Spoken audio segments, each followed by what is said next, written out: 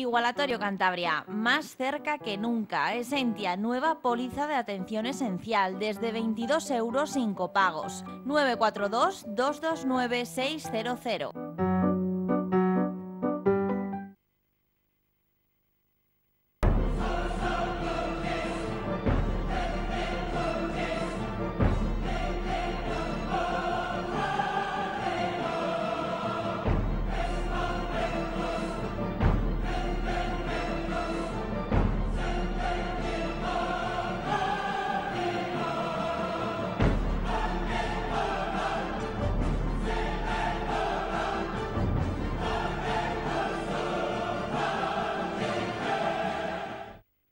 Un saludo, bienvenidos a una edición más de Pulso Empresarial aquí en Televisión Popular en este mes de agosto, en este mes veraniego, y estamos con nuestro experto en mercados, don Aurelio Sastre. Un saludo, don Aurelio. Hola, un saludo y muy buenas tardes. Bueno, pues nos llegan noticias, tambores de subida de tipos de interés.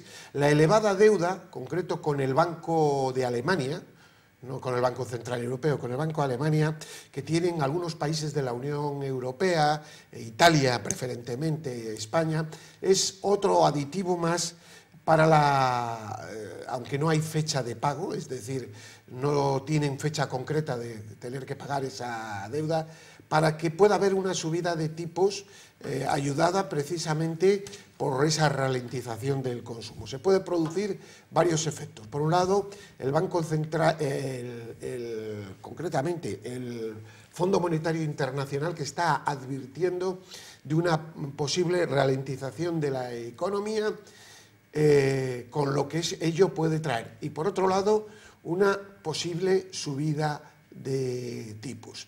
España tiene una dependencia importante de su deuda, máxime si los estímulos del Banco Central Europeo desaparecen a principios de año, y nos podemos encontrar en una crisis pues desconocida, pero desde luego preocupante, don Aurelio. Bueno, es lo preocupante de todo esto, de toda esta situación, esta ralentización que se está produciendo de la economía, del comercio mundial, de escasez de dinero, de dificultades para colocar la deuda pública española, que estas van a ser grandes. Me preocupa de todo esto el efecto que va a tener sobre la gente. Es decir, yo creo que nos acercamos a una situación económica de precrisis auténtica. O sea, no, quizás la crisis que se plantee no sea de la profundidad de la que hemos padecido, pero sí es cierto que se dan una serie de circunstancias que nos van a meter en una nueva crisis. La deuda está en máximos, el Estado necesita más de 5.000 millones semanales de dinero para poder seguir pagando esa deuda, que hasta ahora ese dinero venía siendo dado por el Banco Central Europeo, era el mayor comprador de deuda. Pero ¿qué sucede? Pues que en diciembre este banco ya no actúa, el Banco Central ya no va a adquirir deuda, por tanto vamos a ver cómo financiamos nuestra deuda. Al mismo tiempo, los tipos de interés aumentan de una manera, van a aumentar considerablemente, y creo que entonces se aproxima una situación de grandes dificultades. Por otro lado, el gobierno no disminuye sus gastos, es al revés, están incorporando... Es que ese es otro problema. Claro, están incorporando gente. Una cosa que aquí venimos diciendo que podía ayudar mucho a la economía española, que es el adelgazamiento del aparato del Estado, no digo en funcionarios ni en servicios, sino en los excesos que hay de asesores, de cargos públicos de libre designación. Y también de algunas instituciones. Y luego las instituciones. Algunas instituciones que se pueden desaparecer, la ¿no? cantidad que debieran desaparecer. Claro, en instituciones, la cantidad de empresas públicas que tiene, porque eso de las empresas públicas, en una gran mayoría de los casos, carecen de sentido. Lo llamamos empresas, pero no son empresas, no producen absolutamente nada, y yo diría que no son más que productos pues, de la ingeniería financiera para asumir deuda y que esa no contabilice como deuda del Estado. Entonces la situación sí que nos va a afectar de una manera muy notable. Luego tenemos otra cosa, y es la subida de la energía. Eso nos llega cada mes de una manera tan directa que va a ser, bueno, que yo creo que es una situación de gran dificultad la que se plantea. Todo eso con un gobierno que tiene una voluntad expansiva del gasto. Es verdad que el gobierno anterior del señor Rajoy, que hizo una buena labor en el tema económico, esa labor le faltó para mí un pico muy importante, reestructurar el Estado. Es verdad que con esa minoría tan pequeña, hombre, mayor que la del señor Sánchez, poco podía hacer. Pero realmente se hace necesario una reestructuración de las instituciones, del número de funcionarios, del número de políticos, etcétera, etcétera. Esto nadie lo lleva en su programa de gobierno, cuando yo creo que es la solución de futuro para mantener el estado del bienestar, que yo creo que es fundamental mantenerlo, unas buenas pensiones, unos buenos servicios sanitarios y una buena educación. Sin embargo, nos encontramos que lo que se quiere es aumentar el gasto. Yo no sé si en lo que queda de año, ante la que se avecina, el gobierno va a parar en esa idea, y como el techo de gasto yo creo que no va a pasar el corte, pues no va a poder hacer su voluntad expansiva. Esa es la gran duda. Sí, ¿no? Yo creo que la realidad se va a imponer. No hay dinero para hacer esas cosas que se pretenden. Y yo creo que va a ser al revés. Yo creo que va a haber restricciones económicas importantes, y que todos vamos a tener que apretarnos más aún el cinturón. Hay otra cosa, y es que esa subida de impuestos que se pretende, yo creo que va a tener un efecto también negativo, porque lógicamente menos dinero en los bolsillos de la gente, menos posibilidades de consumo. Y es una de las asignaturas pendientes que tiene España. España tiene que aumentar el consumo interno, sí, porque es la única manera de que la economía mejore. Aparte que así se puede recaudar más vía IVA. Claro, que la gente se mueva, ¿no? Y bueno, y por otro lado se están dando una serie de problemas en países de nuestro entorno. Es el caso de Turquía, sí, ahora, ¿no? Sí, Cómo afecta al banco, al BBVA, de tal manera que le ha comido prácticamente esta situación económica de Turquía. El 15% del beneficio. El 15% del beneficio se lo ha comido. Hay unas pérdidas ahí que pueden estar por encima de los 5.000 millones, 6.000 millones de euros, que para una entidad bancaria es tremendo. Luego hay otro problema, y es que los bancos españoles están también en una situación precaria, porque tienen buena parte de la deuda española, la tienen ahí, necesitan cobrarla. Aunque han soltado algunos. Han soltado, pero Santander ha colocado bastante en los últimos meses, en otros inversores. Ha hecho una buena operación. Claro, pero hay cifras importantes. Y luego también tenemos buena parte de la deuda italiana también está en bancos españoles, y tampoco es un país que va de una manera boyante. Así es que no me sorprende nada que ya Sánchez haya dicho que lo de los impuestos a la banca era una especie de broma, vamos, que no, bueno, que no lo va a llevar a efecto, ¿no? Lo que no se ha parado, porque lo ha vuelto a decir ayer o antes de ayer la ministra Reyes Maroto, la ministra de Industria, Comercio y Turismo, es que quieren poner el impuesto al diésel, ¿no? Es decir, enmascarar un impuesto con un tema ecológico, cuando esto es... No se da cuenta esta señora, yo no sé qué tipo de asesores tiene, es que el diésel afectaría a servicios básicos, como son el transporte, la propia generación eléctrica también tendría una influencia, todo el transporte, todo el sector servicios, sería una especie de cascada de aumento de la inflación y de pérdida de competitividad.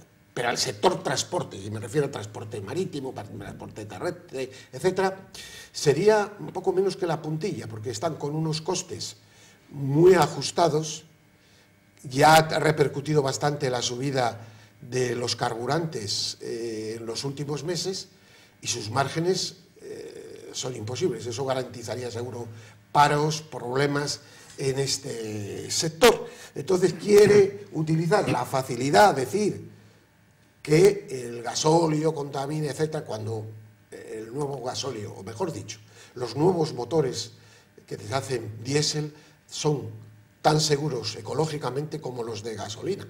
Por cierto, que no sé si fueron las declaraciones de esta señora las que han hecho un daño tremendo a la venta de vehículos diésel, sin darse cuenta de que eso genera también muchos impuestos y ha generado mucho daño. Es decir, estamos en la frivolidad, en el desconocimiento y en una falta de perspectiva. No hace falta ser un Séneca para ver que una subida de los impuestos en los carburantes podría crear una subida de precios en cascada en España, que es lo último que necesita. Bueno, esto de la subida al gasoil y además apoyándose o basándose en que es por la contaminación, bueno, pues no deja de ser una coartada. El gobierno quiere subir impuestos y siempre ha sido el recurso más sencillo hacerlo sobre los suministros, ha sido sobre la electricidad, que tiene grandes impuestos, y ha sido sobre los combustibles, que los impuestos son enormes. Pero ahora se añade una subida de un 10% más al gasoil. ¿Y por qué al gasoil? Bueno, no porque contamine. No porque contamine más, que bueno, la contaminación, pues sabemos que todo combustible fósil contamina, pero no por eso, es porque hay que recaudar como sea, y entonces de esa manera parece que se disimula, ¿no? Va a tener una repercusión, si verdaderamente se lleva a efecto en esa proporción, sobre todo, pues claro, el transporte es que hoy incide sobre todo, o sea, no se mueve nada si no es a partir de un consumo energético y sobre todo que es el gasoil, todo el transporte marítimo, el transporte por carretera, en fin, que los vehículos particulares, eso va a tener una incidencia muy fuerte sobre esto. Si llegan a aprobarse los presupuestos, por tanto, que en estas condiciones esto no sé. Hablan para el 2019, pues no lo sé. Quiero decir que no se ve una política económica racional en este momento, ¿eh? Y luego lo que decía usted, efectivamente, fue una irresponsabilidad de la ministra decir pues que los gasoil tenían un periodo de vida muy corto ya. Pues la ministra de Industria la ha rectificado, ha dicho, bueno, sí. fue otra ministra, sí, metió la pata, en fin, eso no va a ser así, pero bueno, eso ya tiene mal arreglo, cuando se hace una declaración de ese tipo es muy negativa. Ya, pero eso demuestra, como no sé si lo decía Gil, quién está detrás del aparato. Claro, en este asunto. Sí, es decir, claro, hay personas que son de letras, no han tocado la experiencia profesional, ni han vivido en la empresa. Esto es algo común a todos los partidos políticos. Y claro, cuando se encuentran con problemas de este tipo, pues pasa lo que pasa. Bueno, vamos con una noticia regional importante. Se firmará próximamente el convenio de las estaciones. Ese proyecto de unificación de las estaciones, del ensanche de Santander, de recuperación de terrenos, que se lleva luchando pues hace, no voy a decir una década, pero casi, y en el que todo el mundo, sobre todo don Íñigo de la Serna, ha contribuido, y también otras personas, como es la Consejería de Obras Públicas con el señor Mazón, que ha contribuido mucho, y bueno, también felicitar al actual gobierno, que lo ha sacado, que antes parece que lo criticaba, pero que ahora lo ha sacado y ha hecho su misión, y me parece fenomenal, y también lo felicito. Una cosa es eso, y otra cosa es quererse apropiar del proyecto. El proyecto al final es de los ciudadanos. Aquí tenemos todos memoria y sabemos quién ha luchado más o quién ha luchado menos, ¿no, don Aurelio? Hombre, es que resulta cuando usted ve que ahora un proyecto que ya estaba elaborado, que solo faltaba ponerlo en marcha. Y trabajado de años, ¿eh? Ya ha trabajado de muchos años durante los gobiernos que han estado, ya lo han venido... Se ha venido hablando y ahora ya estaba prácticamente a punto, nada más que pendiente de la firma, y que llegue un gobierno que lo firma y dice que es mérito suyo, pues hombre, es el mérito de haber gastado un poco de bolígrafo y haber estado media hora para firmar. Creo que eso es una falta de lealtad institucional. A mí me parece, y además de no tratar al ciudadano... Yo creo que es un error, más que eso... De no tratar al ciudadano, es un error porque el ciudadano sabe. Tratan al ciudadano, pues no sé, de un ser inmaduro, de un ser ignorante, hombre, de algo nos vamos enterando. Sabemos que este era un proyecto que estaba en marcha. Hay varios proyectos llevados a cabo por el Ministerio de Fomento, que yo también felicitaría al gobierno actual si los ejecuta y los pone en marcha, pero están ya, yo tiene diría su que mérito muy el a haberlo punto firmado. el haberlo firmado y haberlo hecho, pero vamos, no hay que quitar mérito a los que lo han hecho con anterioridad. Eso de querer apuntarse a esas pequeñas cosas Sí, eso no aporta nada. son mezquindades que yo creo que se vuelven contra aquellos que lo llevan a cabo. Sabemos que en ese proyecto luego se incluyó el gobierno regional, el señor Mazón tomó una participación importante, porque yo me acuerdo de estar en presentaciones de este tipo y todos pues han contribuido. Bueno, es mucho más bonito la unidad que el egoísmo. Es decir, yo me la apunto, es como los niños, cojo el balón. ¿Te acuerdas cuando era pequeño que cogía el balón? El balón es mío, ese no le suelto. Bueno, esto es el infantilismo de la clase política toda que tenemos en este país. Es decir, yo no sé si les entra un virus o algo que a los ciudadanos nos toman pues por como que seamos poco menos que, no voy a decir tontos, pero que no nos llenamos cuenta. Sí, hay una falta de respeto yo diría esto, al ciudadano, a su inteligencia, se subestima, ¿no? Porque se dicen cosas que vemos claras. Lo que pasa es que, bueno, ya todo esto se deja pasar. Esto que decía usted de Mazón, a mí siempre me ha parecido, estoy de acuerdo con usted totalmente, me ha parecido el consejero más racional, más equilibrado y que ha valorado en su justa medida... Pero el señor Mazón es un hombre, un gran técnico, todo un gran político. Todo aquello que se ha puesto en marcha, él yo creo que siempre lo ha valorado muy positivamente, ha dicho que es muy bueno y a mí esa me parece la postura más correcta y que dice mucho en favor de quien lo hace y de quien lo dice, ¿no? Uno de los problemas que tenemos en esta región es la falta de unidad, porque si somos pocos, somos 500 y pico mil, y encima estamos desunidos, pues me dirán ustedes qué viento nos puede tocar, ¿no? Es que lo que no se dan cuenta los partidos políticos, que todos tienen su responsabilidad, que ninguno es santo en este asunto. Yo creo que hay una falta por parte de los políticos de adquirir verdadera conciencia de cuál es la situación, por ejemplo, si hablamos de nuestra región, de adquirir conciencia de cuál es la situación real de Cantabria, de ver que Cantabria está en plena decadencia, que necesitamos que se pongan todos de acuerdo para sacarla adelante y que los proyectos que hay de reactivación económica, de puesta en marcha de industrias, de puesta en marcha pues, de todo esto que hemos venido hablando, de esa minería que está por ahí, llegada de empresas, las energías renovables, ponerlo en marcha, que es muy necesario y no han cambiado el paso, siguen con la misma lasitud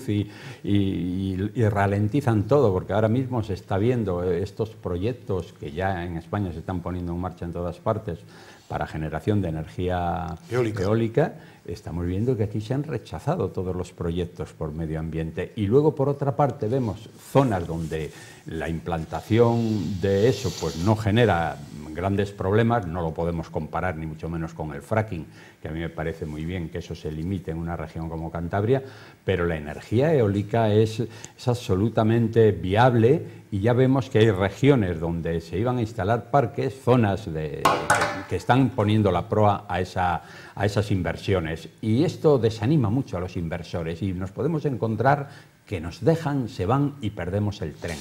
Hay noticias positivas sobre el puerto que no podemos adelantar porque están incipientes, están naciendo, se están preparando y yo creo que son muy positivas para el tráfico de vehículos, para la asignación, dejar situado a Santander, que lo es en estos momentos, como la gran referencia de tráfico de pasajeros y on-roll-off del norte de España. Pero habrá que seguir pedaleando. El espigón norte del puerto de Bilbao está ahí en construcción y ellos quieren laminar al puerto de Pasajes en esa lucha que tienen casi entre hermanos, y si de paso arramplan con el resto también lo tienen difícil, porque yo creo que aquí en Santander han pinchado en hueso, se está trabajando muy bien y con muchas perspectivas. Y como dice el refrán, el que da primero da dos veces, ¿no? El que llega primero. Hay que trabajar unidos, estar preparados y mirar que la competencia no para. Nuestros amigos del este no descansan, están siempre pensando, cosa que aquí en Cantabria no, mirando siempre hacia los lados, lo que se hace en un sitio, que se hace en otro, ¿por qué no lo tengo yo? Como si hubiera un derecho natural a ser superiores. Es algo que nadie explica y que nadie critica. Y que yo critico, porque digo, eso no tiene un pase. Por lo tanto, yo creo que va a haber buenas noticias y en cuanto estemos en condiciones sobre esa magnífica generación de riqueza que es el puerto de Santander, la contaremos. Yo creo que eso es importantísimo. El trabajo que se está haciendo en el puerto es un trabajo profesional que está dando resultados muy positivos, pero además yo creo que no hay que perder esa visión de futuro, porque hoy sabemos que prácticamente el 80% del transporte mundial se hace por vía marítima, ¿no? Por tanto, el futuro de los puertos es extraordinario. Así que lo que hay que hacer es seguir trabajando, no poner palos en las ruedas a ese trabajo que se está haciendo y, desde luego, mantener ahí en su puesto a los buenos profesionales, que no hay muchos y luego cuesta encontrarlos. Y para el año que viene pues son previstos ya también el tráfico de cruceros, que bueno, es algo que ayuda. Yo no creo que sea la solución, pero también el comercio de Santander tiene que ponerse las pilas y cambiar del chip, ¿eh? Sí. Y también nosotros saber vender las cosas que tenemos. Ya van a ser 20 y tantos cruceros el año que viene. Ya es un número importante, que se triplica prácticamente al de este año. Bueno, si se trabaja bien, también es un tráfico que puede ser importante. Sí, hay que dar servicios, el comercio también. Yo creo que no tiene que dejarse llevar de esa inercia de apatía que hoy se viene dando prácticamente en todos los sectores. Tiene que mejorar mucho el comercio, tiene que mejorar también, porque yo creo que tiene campo, está trabajando y hace lo que puede, pero tiene que mejorar mucho la hostelería y tiene que trabajar muy unida, porque lo estamos viendo en las zonas, en nuestros vecinos, estamos viendo Galicia, estamos viendo Asturias, cómo la gastronomía empieza a tener mucha importancia, y aquí lo hemos dicho, ¿no? Y hay que dar cursos de amabilidad. Y luego, efectivamente, la atención, ese gesto hosco que a veces se ve cuando uno entra a un comercio 5 minutos antes de que cierren, que parece que lo están sacando por la puerta, pues la amabilidad es importantísima. Ahora mismo un familiar cercano ha estado un tiempo, es una anécdota, en Nueva York, que es una ciudad que vive del servicio del turismo, de la gran industria, de la banca, etc., ¿no? Y venía asustado por la educación, por lo que se ha encontrado de ayuda, estar en una esquina con un plano, acercarse a una persona, decir qué desea, los comercios, en todo. Es decir, hoy hay que estar viviendo de cara al visitante. Y aquí parece que uno pide un favor cuando llega. Aquí nos creemos, yo no sé si creemos que somos hijos de patapalo o que somos... es una cosa en esta ciudad. Está muy generalizada la frialdad en la atención a la gente y eso sí choca con lo que uno se encuentra en otros sitios donde automáticamente la atención, ve una los restaurantes, extraordinaria, una simpatía, sonríen. Yo eso lo noto mucho de mejoría en Asturias, suelo viajar a menudo y me llama la atención, ¿no? Pero hoteles incluso, ¿no? De aquí mismo, yo hace un poco tiempo he estado en Madrid, estaba en un hotel y me llamaba la atención el grado de amabilidad extraordinario y de servicio. Llegar tarde y necesitaba una información y la buscaron a las 12 de la noche, pues la buscaron y me la pasaron a la habitación. Y además es muy, yo creo que llama mucho la atención, sorprende la sonrisa en la gente. Cuando usted se dirige a alguien, esa manera de atenderle. Cuestión didáctica de esto, y yo no voy a decir qué cursos, porque esto viene un poco ya de la familia y de nuestro carácter, pero yo creo que la educación, la cortesía, una ciudad amable, ciudad y región amable, es fundamental para nuestro futuro.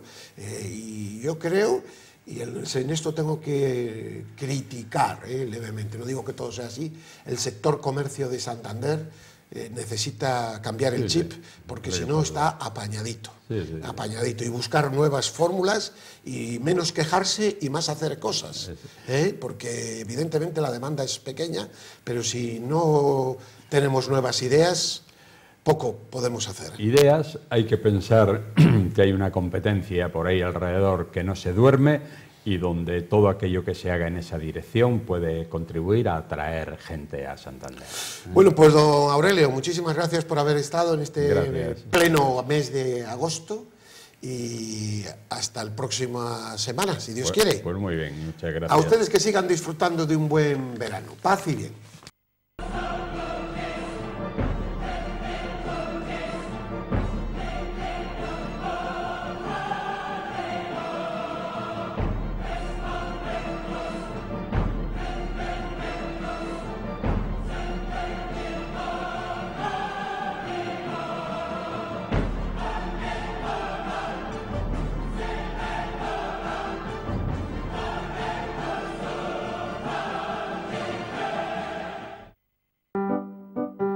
Igualatorio Cantabria, más cerca que nunca. Esentia, nueva póliza de atención esencial, desde 22 euros sin copagos. 942 229 600.